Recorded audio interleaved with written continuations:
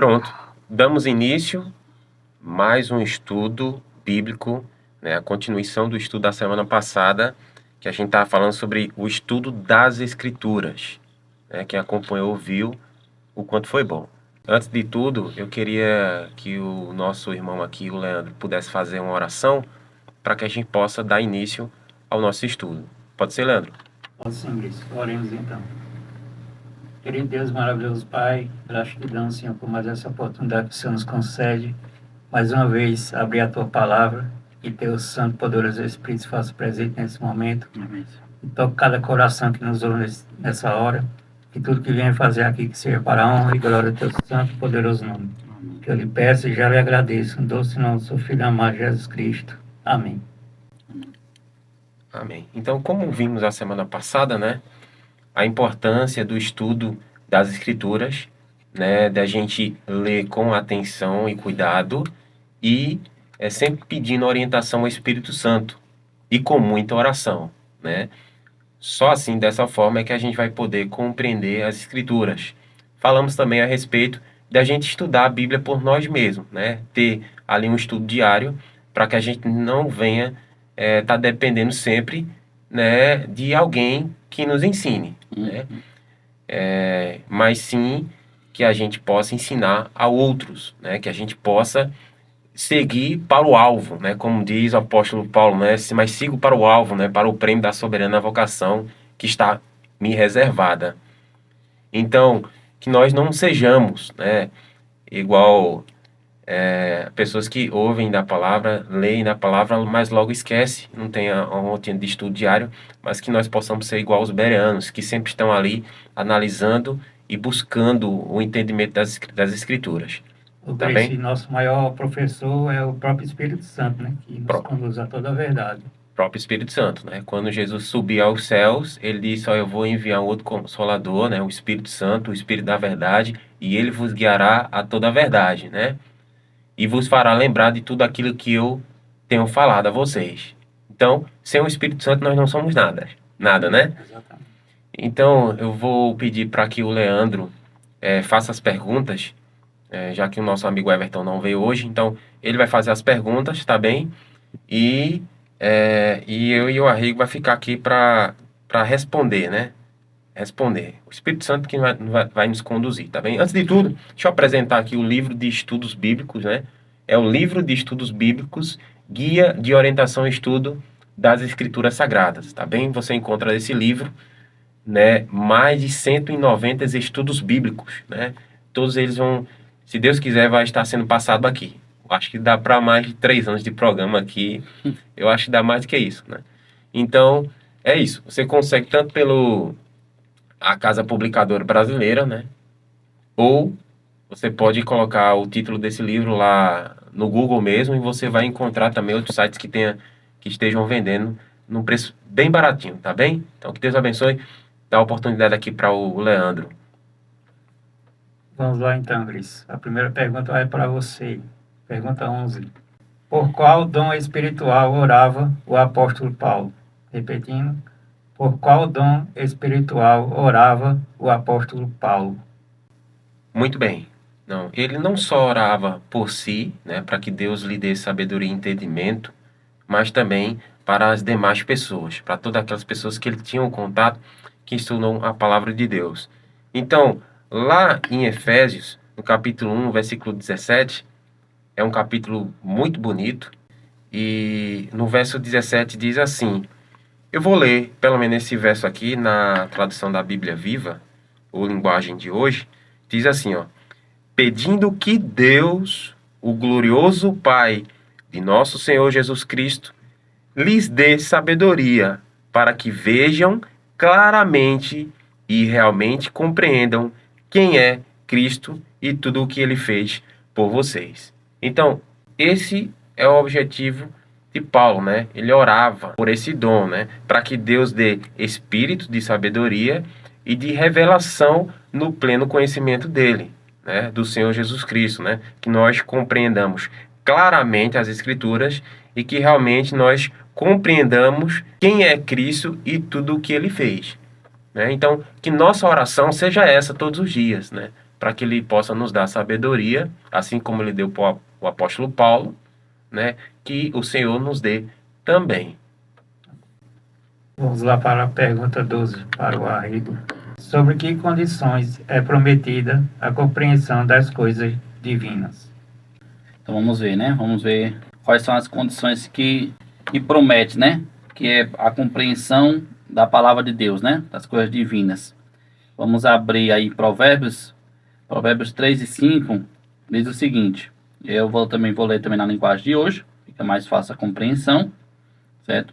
Mas também a gente também pode, quem estiver acompanhando aí também a linguagem tradicional também, vai ver que a compreensão é quase o contexto é a mesma coisa, só muda só algumas palavras para ficar uma forma mais compreensível. Então vamos lá. Provérbios 3 e 5 diz: se você pedir inteligência e compreensão a Deus, se procurar sabedoria como um tesouro escondido ou uma grande fortuna em dinheiro, você certamente vai ensinar e saberá, enfim, o que significa honrar e obedecer ao Senhor e o que é conhecer a Deus, né? Então, a gente vê aqui que se a gente clamar em entendimento, né, Deus vai nos dar inteligência para que a gente possa compreender as escrituras, as coisas divinas, né, que tem na palavra de Deus. A gente vê como são coisas riquíssimas, né, de sabedoria.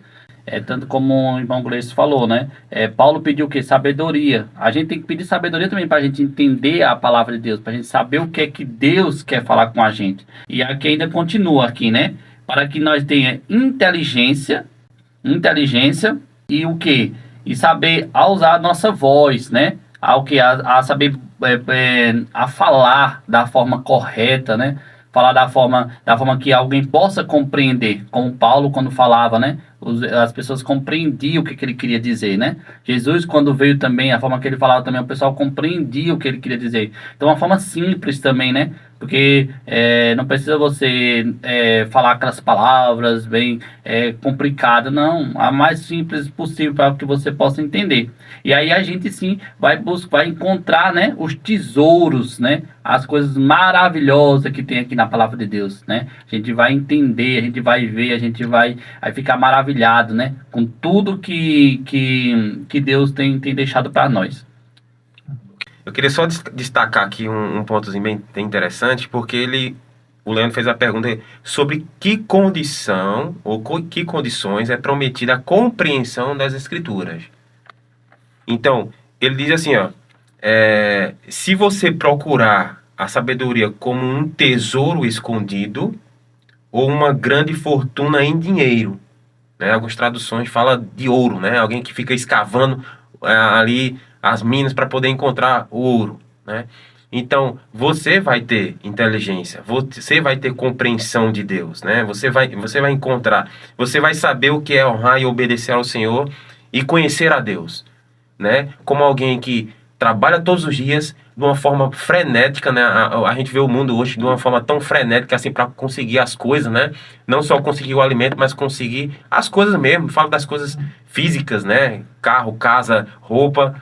Então, se a gente tiver esse mesmo intuito, esse mesmo anseio, né? Por procurar as coisas de Deus, a palavra de Deus, aí ele vai dar sabedoria. Mas alguém que não se importa, né? Então ele fica quase que escasso, né, dos conhecimentos espirituais. Então tem essa condição aí, né? Certo, Gleice. Vamos lá para a pergunta 13, para você. Que grande bênção Cristo concedeu aos seus discípulos depois da ressurreição? Repetindo, que grande bênção Cristo concedeu aos seus discípulos depois da ressurreição? Então, uma resposta fácil aqui, direta, diz lá em Lucas 24:45, então lhes abriu o entendimento para compreenderem as Escrituras. Então, o próprio Cristo abriu o entendimento deles para que eles compreendessem as Escrituras, né? Isso não significa que durante o seu percurso ali de 3 anos e meio, mais ou menos, que ele passou com os discípulos caminharam com Cristo e aprenderam, né, dos seus ensinamentos durante todo esse tempo, né, não significa que Deus fechou o entendimento para eles. Não. Deus, né, como a gente vê, né, nas histórias, Jesus sempre quis ensinar, né, para eles várias lições, né? E à medida que ele ensinava para outros, ele também ensinava para os discípulos, né? Mas depois da morte de Cristo, né, quando eles avistaram a Jesus Cristo, eles tiveram uma firme confiança, né, se apegaram mais às coisas de Deus, e Deus viu ali o interesse deles e abriu o entendimento deles para que eles Realmente, pudessem compreender, né, mais a respeito das Escrituras Sagradas. Então, é isso. Vamos então para a pergunta 14, para você, Arrigo. Que é prometido ao que está disposto a fazer a vontade de Deus. Que é prometido ao que está disposto a fazer a vontade de Deus. Vamos ver, né? O que é prometido, o que Deus pede, né? Que a gente tem que fazer, né? Para fazer a vontade de Deus. Está em João 7,17, que diz assim: se qualquer um de vocês realmente decidir fazer a vontade de Deus, então saberá com certeza se é o meu ensino vem de Deus ou simplesmente é meu, né? Então, eu tinha até comentado anteriormente no estudos passados, né, dizendo que a gente temos que sempre estar o quê?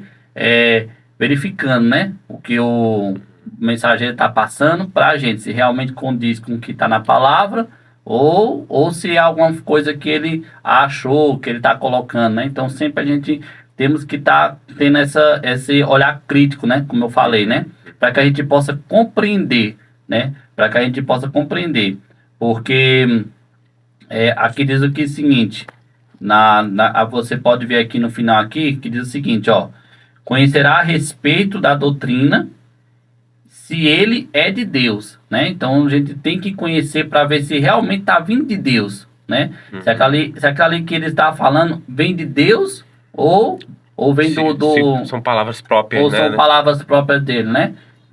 Então a resposta é para a gente conhecer a respeito da doutrina, né? Pesquisar a fundo, né? Estudar, né? Sempre estar estudando, sempre tá verificando para ver se realmente vem de Deus, né? Para que a gente saber se isso é da vontade de Deus, se aquele que está falando é da vontade dele, né? É justamente isso, para que a gente possa estudar mais a palavra de Deus, para que a gente possa entender mais e verificar. E sempre eu digo, ter aquele olhar crítico. Peraí, deixa eu ver se o que ele está falando realmente está na Bíblia, né? Sempre isso. Não, mas não, vamos não deixar, né? Só ele falar, mas sim, tá verificando, tá abrindo a palavra de Deus, tá estudando a fundo. Pera aí, não passo para a próxima pergunta não. Deixa eu...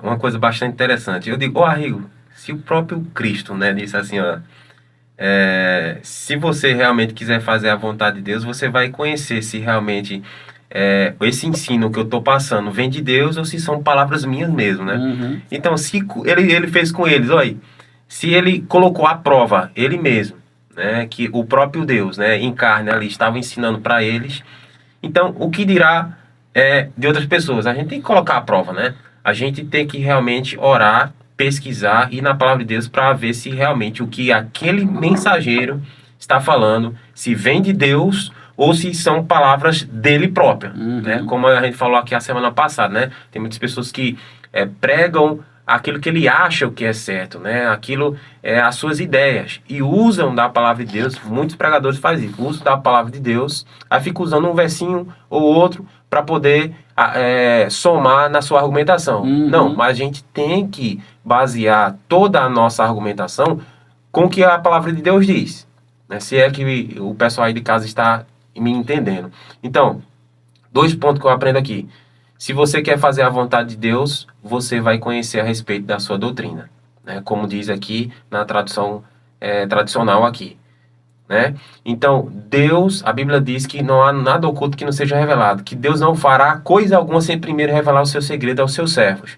Então, se a gente tem a vontade de fazer a vontade de Deus, né, ou tem o desejo de querer fazer a vontade de Deus, a gente vai conhecer, Deus vai nos revelar, né? Então, esse é um ponto que eu queria passar aqui. E o próprio Jesus nos ensina, né, Grace, que tem que se estudar um pouco aqui e um pouco ali, né? A Isso. própria palavra dele Isso, nos ensina isso. exatamente. Vamos então para a pergunta 15, que é para você. Como Cristo repreendeu aqueles que, embora conhecessem as Escrituras, deixavam de compreendê-las?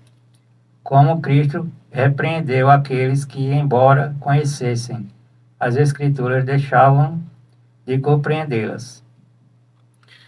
Então, aqui em Mateus 22, 29, onde traz a resposta para essa pergunta, né? Que Cristo, ele repreendeu mesmo aqueles que conheciam as Escrituras ou julgavam conhecer.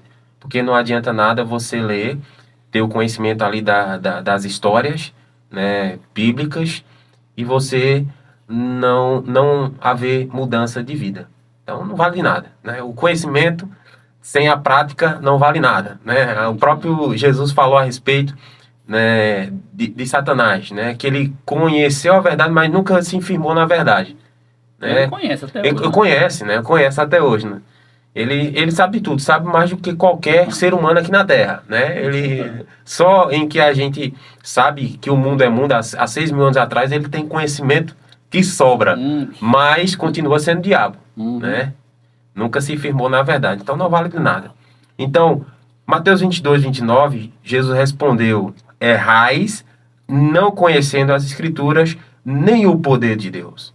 Então, eles conheciam, mas para tirar lições espirituais para a sua vida, passava longe. Só servia só para os outros, né? Não servia para eles, né? Só servia para os outros, né? Eles só queriam estar apontando, ensinando para os outros, mas eles faziam pior do que aquelas que eles estavam apontando. Aqui, vale ressaltar que Jesus estava falando aqui para os saduceus, né? No qual eles não acreditavam na ressurreição, né? Na doutrina da ressurreição, porque eles baseavam as suas crenças nos livros de Moisés, o Pentateuco, né?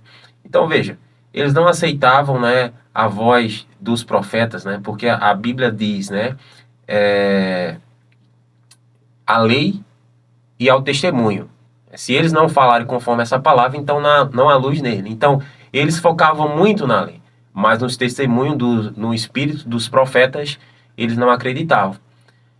Tinha outros que acreditavam, veio os discípulos e ali, como a gente chama, do Novo Testamento, né? Eles escreveram novos livros ali e muitos deles não aceitaram. E a gente deve ter muito cuidado, porque a gente pode, né, cair no mesmo erro deles, né? A gente aceita a Bíblia, aceita, mas Deus não continua enviando seus profetas para falar para o seu povo, né? A Bíblia diz, né? Não havendo profecia, o povo se corrompe. Então Deus continua ainda falando por meio dos profetas. Então você deve aceitar também os testemunhos, né? A lei e o testemunho. Se eles não falarem conforme esta palavra, então não há luz neles. Vamos então para a pergunta 16, para você, Arlindo. Que podem as Escrituras fazer pela pessoa que nelas crê? Que podem as Escrituras fazer pela pessoa que nelas crê? Vamos... Eu já começo já a dizer logo o que Deus já diz, né? Conheceis a verdade vos libertará, né? Uhum. Mas vamos abrir em 2 Timóteo 3:15, que diz o seguinte: você sabe como as Sagradas Escrituras lhe foram ensinadas quando você ainda era bem pequeno, e são elas que fazem sábio para aceitar a salvação de Deus pela confiança em Cristo Jesus. Então, o que pode, né? O que pode tornar sábio para a salvação pela fé em Cristo Jesus? As Escrituras, né? As Escrituras que vai nos tornar, cada vez que a gente lê, cada vez que a gente estuda, mais sábio a gente vai ficar, né? Mais ensinador da palavra de Deus a gente vai ser, né? Porque as palavras das Escrituras, elas têm esse poder, né? Então, só basta a gente o quê? A gente crer, né? Crer e confiar. E que a gente vai ver que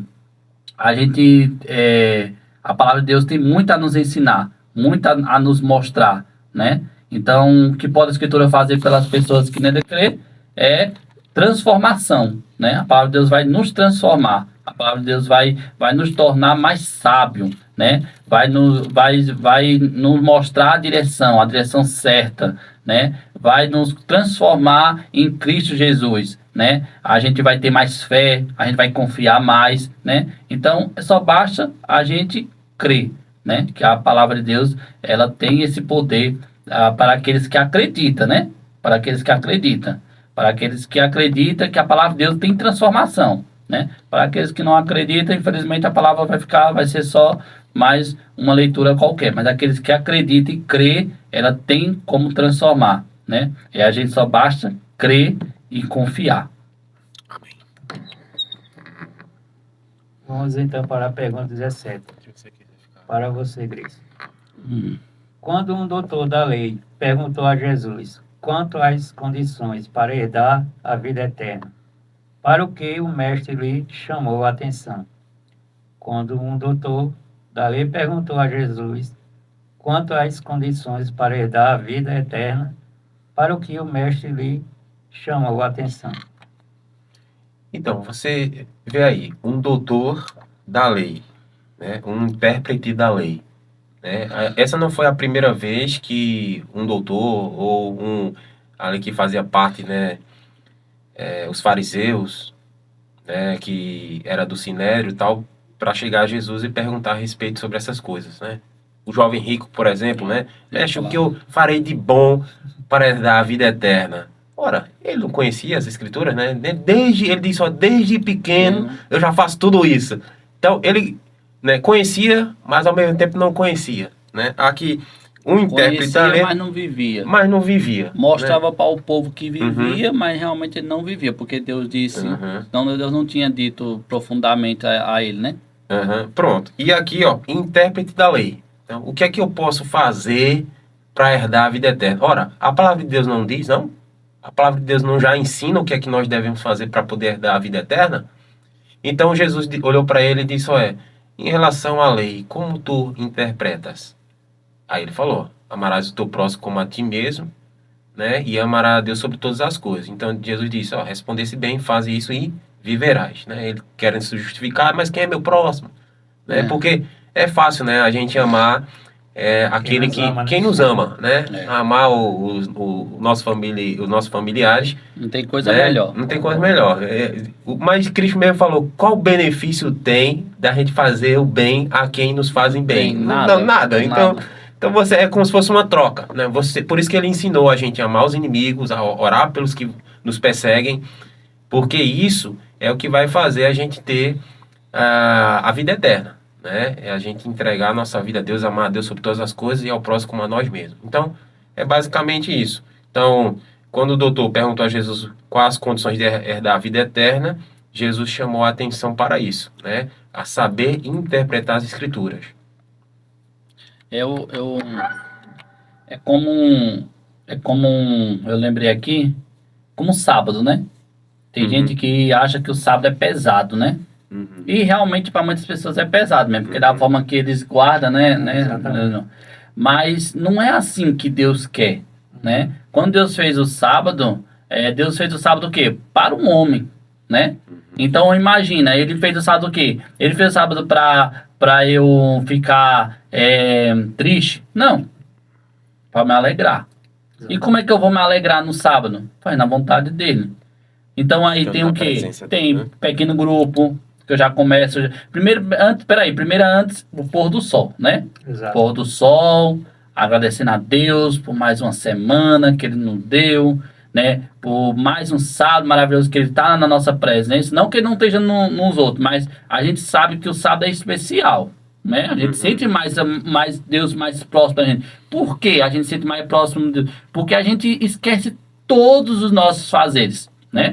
Tudo. E a gente foca em quê? Em Deus. Aí vai pequeno grupo, aí depois vai o culto, e aí tem a programação, e você vê como é bom se deleitar. Então o sábado não se torna pesado para mim. Uma bênção. Se torna uma bênção, né? Agora imagine aquele que chegou o sábado, já vai dormir, né? Aí no dia de culto não vai nem pro PG, porque não gosta, pequeno grupo. Chega atrasado na igreja. Chega atrasado na igreja, não perde a escola sabatina, que é onde já começa, já que é o coração, né? Da igreja escola sabatina, mas não gosta. Aí chega, sai da igreja, já não vê a hora do culto terminar. Se o culto termina, começa a olhar tanto o relógio para ver se termina.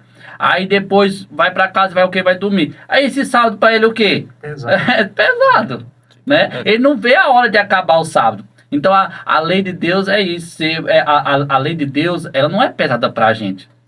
A lei de Deus, a lei de Deus, eu digo sempre, é uma direção. Deve ser um deleite. É um né? deleite, entendeu? Se Deus diz aí, amar teu próximo, entendeu? Imagina, não tem coisa melhor de você amar o teu próximo, não. Ama ele, né? Faz o bem a ele, que automaticamente, não é que eu vou fazer o bem para a Gleice fazer o bem, não, mas automaticamente Gleice vai me fazer o bem, entendeu? Então é isso. Agora que a gente tem que olhar com outro olhar, né?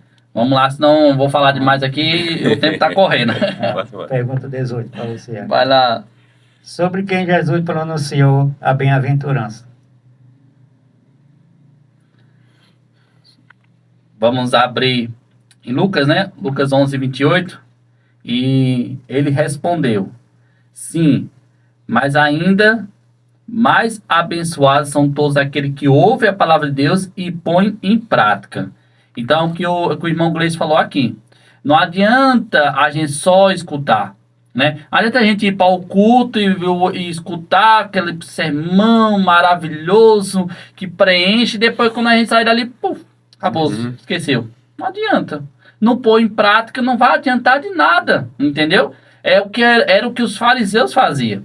Os fariseus estudavam, lia, conhecia a Torá, conhecia tudo, mas não colocava em prática, entendeu? Era hipócrita, por isso que quando eles dizem, vocês são hipócritas, vocês não sabem, vocês não é dessa forma, vocês estão tornando pesado as escrituras, não é dessa forma que tem que passar, entendeu? Não era de olhar, de julgar, né? Olha, ali tem que ser condenado, ali tem que morrer. Não é assim, não é assim. Não é dessa forma que Deus quer que a gente vê a palavra dele, né? Então, a resposta seria: nós vamos ser o quê? Bem-aventurado. A gente vamos ser felizes. Aqueles que ouvem, se a gente escutar a palavra de Deus, a gente sabe como é bom, né, irmão? Como é bom quando a gente estuda a palavra de Deus, como nos preenche, como nos mostra, como mostra pra gente uma forma. Eu sempre digo assim, que antes de eu ser batizado, eu tinha um olhar preto e branco. E agora eu tenho um olhar colorido.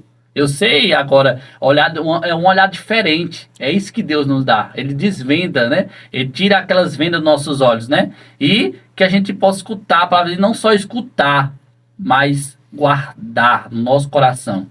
Porque vai chegar uma hora que a palavra de Deus, as Bíblias não vão mais existir, porque vão ser destruídas. Então, se a gente saber guardar aqui, ninguém vai tirar da gente. Ninguém vai tirar da gente. Vamos para a pergunta 19 para você, Gleice. O que disse Cristo a respeito do livro de Daniel? Ok. Então, Jesus falou a respeito, né, de muitos ensinos lá do Antigo Testamento, né, mencionou Jeremias, Isaías, o livro dos Salmos, Gênesis, né, mencionou vários livros, né, inclusive o livro de Daniel, né, quando ele diz lá em Mateus 24, capítulo 24, versículo 15. Quando, pois, virdes o abominável da desolação de que falou o profeta Daniel no lugar santo, quem ler, entenda. Então, vê, Jesus, ele estudava o livro de Daniel, ele conhecia, né? Ele conhecia o livro, principalmente o livro de Isaías, né? Onde ali tem várias profecias a seu respeito, né? Quanto ao seu nascimento, morte, ressurreição, enfim. Então, ele lia, né? Porque ele ensinava até para os doutores. Então, ele diz, quando vires, né, a coisa horrível, né, o abominável da desolação que falou o profeta Daniel no lugar santo, ele diz assim, quem ler, entenda. Na linguagem de hoje, ele diz que o leitor tome nota. Não, então não é só questão de você ler. Não, você tem que ler e buscar entendimento. A gente tem que buscar tomar nota daquilo, né? Tem que buscar entendimento daquilo. Então é basicamente isso. Esse é o conselho de Jesus Cristo, né, a respeito ao livro de Daniel e também as demais escrituras. Beleza, beleza. Vamos para a última pergunta para o Arrigo. Que outro livro da Escritura Sagrada é especialmente recomendado ao nosso estudo? Então, vamos abrir em Apocalipse, né? Vamos ver aí se existe uma luz menor, né? Porque existe a luz maior, a gente sabe que existe, que é a Bíblia. Mas será que existe realmente uma luz menor? Vamos ver, né? A palavra de Deus vai dizer sobre isso. Em Apocalipse 1:3 diz: se você ler essa profecia em voz alta para a igreja, receberá do Senhor uma bênção especial. Olha, peraí, então a gente já está vendo aqui que tem, né? Porque ele está dizendo que a gente vai receber uma bênção especial, né? Então, a gente já recebe bênção lendo a palavra de Deus. Imagina que a gente vai receber uma bênção especial. Olha lá. Aquele que ouvir a sua leitura e fizer o que diz, também serão abençoados. Olha, ele é outra promessa, né? Então a gente vai receber uma bênção especial e ainda vai ser abençoado. E aí, continua. Pois está próximo um tempo quando todas essas coisas se cumprirão. Olha a importância, a gente vê a importância aí de uma luz menor, né? Então existe sim um livro sim, né? E esse livro, ele nos mostra de uma forma, Leandro, de uma forma mais clara para a gente entender, entendeu? Tem coisas, e Apocalipse realmente, né? A gente sabe que Apocalipse é um pouco complexo de a gente entender. Daniel também, a gente vê que Daniel teve coisas que nem Daniel, ele sabia interpretar. Nem Daniel próprio sabia, não entendia. Aí o anjo disse, calma, isso aí não é para agora. Isso aí é lá para o futuro, né? A estátua, né? A gente, é maravilhoso, né? A gente vê a estátua lá e cada significado, né? E ele não... Então, e hoje está se cumprindo. A gente já está onde... Eu digo que a gente já está na unha, não está nem no pé. A gente já está na unha, na unha. Na unha do dedão. Então, existe sim, existe uma luz menor, sim. Entendeu? Que aqui ele pode abranger mais, a gente pode entender mais da palavra de Deus, entendeu? Então a luz maior é a Bíblia, entendeu? A Bíblia nunca vai ser substituída por nenhum livro, nenhum. Mas existe a luz menor que ela pode ampliar. E aqui a gente vai o quê? Que ele disse o quê? A gente vai receber o quê? Uma bênção, uma bênção especial. E ainda a gente vai ainda dizer aqui, a gente vai fazer o que ainda? Vai ser abençoado, né? Abençoado. Então, olha, quantas bênçãos, né? Um bênção pessoal, ainda ser abençoado, né? Então, pela bênção especial, né? E a gente vai entender o que a profecia está se porque o mundo está indo, caminhando para o que a gente está vivendo hoje, né? A gente tem pessoas aí com esperança de que vai vir pessoas que vai resolver a situação. Não vai, minha gente. Não vai. Eu escutei ontem foi sábado à noite, um irmão falou assim, ele falou pra mim, não sei se ele vai estar escutando, ele falou pra mim da minha barba, né? Eita, tá parecendo judeu. Aí eu brinquei, né? Eu falei assim, eita, mas os judeus não estão sendo mais amados mais não, os judeus estão sendo... Aí ele disse, nada mudou. E aquele realmente, nada mudou. Nada mudou. E nada vai mudar. Só vai mudar quando Cristo vir e voltar. Ele voltar, ele vai mudar. Ele vai transformar tudo. Enquanto isso, tudo vai ser a mesma coisa. É de mal a pior. Que nem diz, na época antiga da pior. Pior, né?